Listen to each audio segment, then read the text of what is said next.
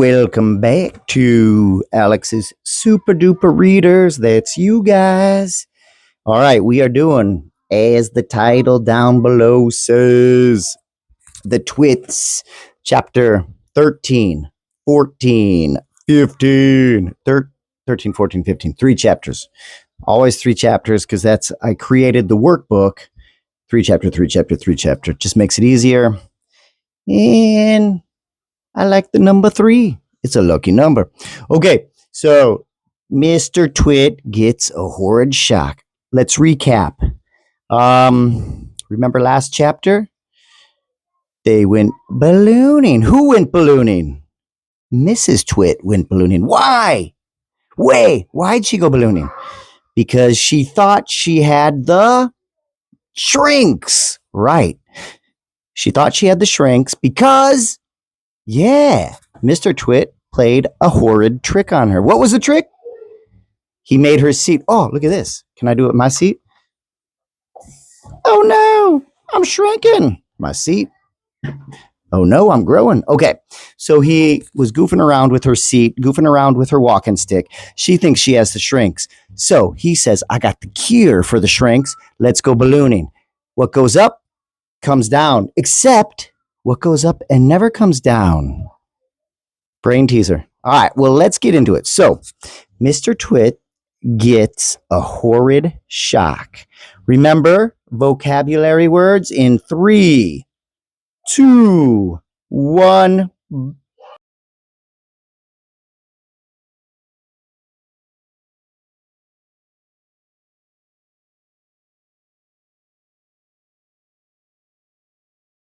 Alrighty, hope you studied those vocabulary words. There's some goofy vocabulary here. All right, so Mr. Twit gets a horrid shock. Horrid, scary, terrible. Root word, horrible, horrid, horrible. What's the root word? Horrid, probably. Look at, he's looking up. Uh-oh, what could it be? What goes up must come down. All right, my trusty old hole in the one trophy. Let's get going here with the reading. How's that look? Can you guys see that? Just say yes. Mr. Twit gets a horrid shock.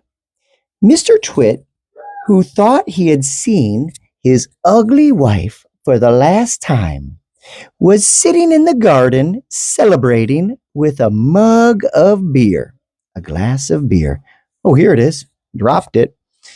Silently, Mrs. Twit came floating down.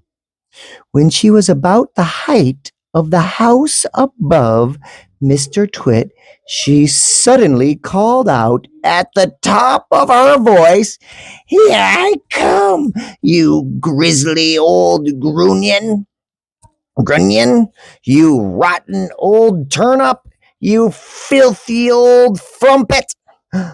Mr. Twit jumped as though he had been stung by a giant wasp bee. He dropped his beard. He looked up. He gaped. He gasped. He gurgled. A few choking sounds came out of his mouth. "Ugh," he said. "Ugh. Ouch." Oh, he's an angry man. Oh, yes, he is an angry man. How's that looking? Not so hot. How's that looking? Much better. "I'll get you for this," she shouted Mrs. Twit. She was floating down right on top of him. She was purple with rage and slashing the air with her long walking stick, which she had somehow managed to hang on to all this time. "I'll swish you to a swazzle," she shouted. "I'll swash you to a swazzle. I'll swizzle. I'll gnash you to a nozzle. I'll nosh you to a nasal." What the heck? And before Mr. Twit had time to run away, this bundle of balloons and peacoats, and Fury Furry landed right on top of him, lashing out with the stick and cracking him all over his body. Cracking him. She started hitting him. Let's see this picture. Okay, so she held on to the walking stick. This is her peacoat. These are the balloons. This is the beer. She landed on him. She's whacking him. She's noshing him. She's nazzling him. She's nosing him. What are the other words? Swizzling him, swashing him. I don't know if those are English. They're funny though. All right. Chapter 14. Here come the monkeys, right? The house, the tree, and the monkey cage. All righty. But that's enough of that. We can't go on forever watching these two disgusting people doing disgusting things to each other. We must get ahead with the story. So now we're moving on.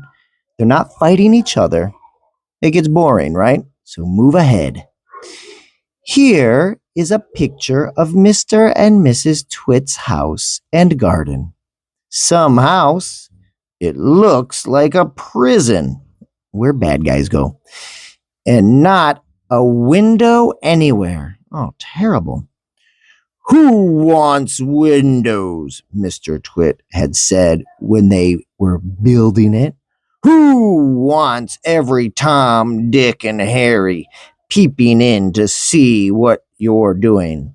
This Tom, Dick, and Harry, that just means who wants other people, your neighbors? Because this is like a common name. It didn't occur to Mr. Twit that windows were meant mainly for looking out of, not for looking into. And what do you think of that ghastly garden? Ghastly, like very ugly. Oh my gosh. Look at this house and garden. So this looks like a prison. That's their house. No windows. Terrible. This is their garden. That's a shed. A shed is kind of like a small little barn. We got a tree, a ladder, a bird cage, dead trees, dead everything. Not a pretty house, if you ask me. But I'm not a landscaper. Alrighty. What do you think of that garden? Okay. Mrs. Twit was the gardener.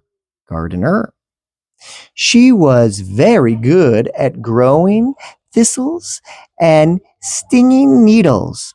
I always grow plenty of spiky thistles and plenty of stinging needles, she used to say. They keep out nasty, noisy little children. She's terrible. Near the house, you can see Mr. Twit's work shed. Yeah, the work shed, that's shed. To one side, there is the big dead tree. Yeah. It never has any leaves on it because it's dead. And not far from the tree, you can see the monkey cage.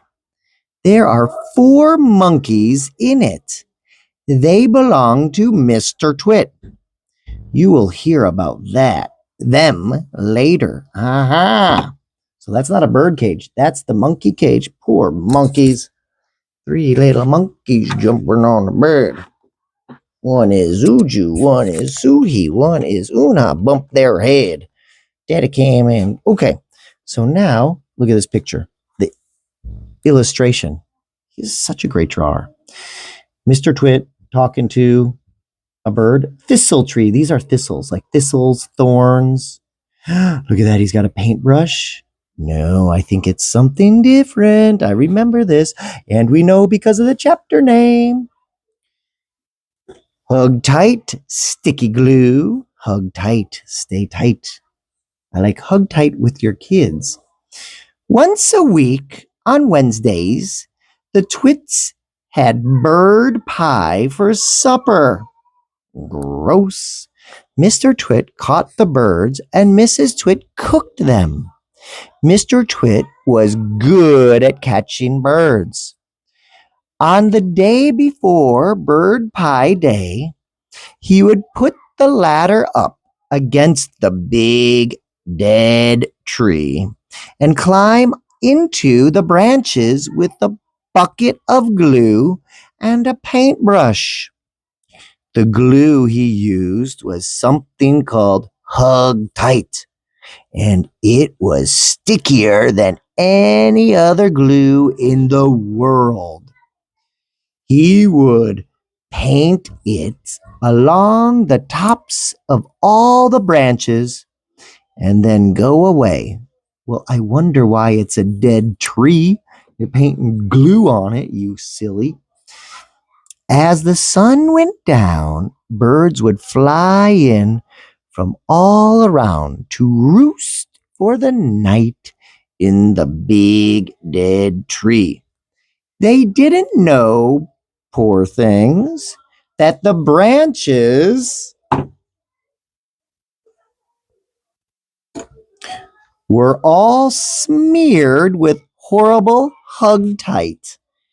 The moment, they landed on the branch, their feet stuck, and that was that. Oh my gosh, look at that. The poor birds, they're stuck on the Hug Tight glue on the branches of the big dead tree because they're going to eat them for pie. And there's the pie. And there's the pie with the birds coming out of the pie. And there's my daughter in the back. The next morning, which was Bird Pie Day, Mr. Twit would climb up the ladder again and grab all the wretched birds that were stuck to the tree. It didn't matter what kind they were. Song thrushes, blackbirds, sparrows, crows, little genuines, robins, anything. They all went into the pot for Wednesday's bird pie supper. Oh, man. Would you guys eat that? Comment below. Do you want some bird pie? I don't want bird pie. All righty. So that is the chapters 14, 15, 13, 14, 15. Okay. So we're going to start next time for Sticky Little Boys. What do you think that is? Boys get stuck up there. All right, everyone. If you have any questions, comment below or ask us in class. Have a super awesome day. There's my Chicago thing. Have a great day. I hope you enjoy this book as much as I do. It's so funny. Remember, treat others the way you would like to be treated. It's the golden rule. I was teaching Uju and Suhi about that. The golden rule, the number one rule. Don't be like Mr. and Twit and Mrs. Twit. Treat others the way you want to be treated. All right, everyone. Have a great night.